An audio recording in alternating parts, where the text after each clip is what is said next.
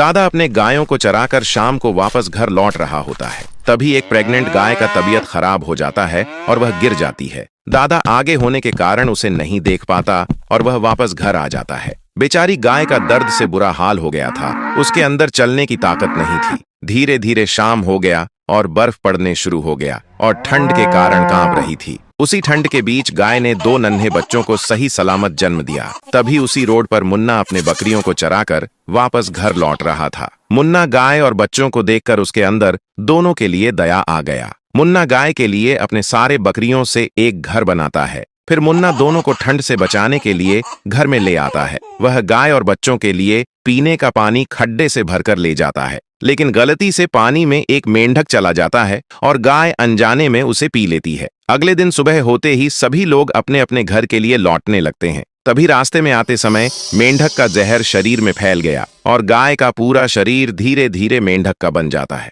गाय घर जाकर दादा से सारी बात बताती है, लेकिन दादा उसे पहचानने से इनकार कर देता है और बेचारी गाय को मार मार कर घर से भगा देता है। गाय अपना शरीर ठीक करने के लिए किंग मेंढक के पास जाती है। किंग मेंढक समुद्र का सबसे ताकतवर किंग था, उसी के कहने पर सब होता था। गाय उससे अपना शरीर वापस पहले जैसा नॉर्मल करने की भीख मांगती है, लेकिन दुष्ट किंग मेंढक उसकी एक नहीं मानता और गाय को वहां से भगा देता है। फिर गाय अपना गुजारा करने के लिए समुद्र से निकलकर एक जंगल में चली जाती है। तभी कुछ मधुमक्खियों के झुंड ने गाय के ऊपर हमला कर दिया, जिसके कारण उसका शरीर ठीक हो गया, लेकिन उसके शरीर पर मधुमक्खियों ने घर बना लिया। फिर गाय जंगल से निकलकर एक गांव में चली गई।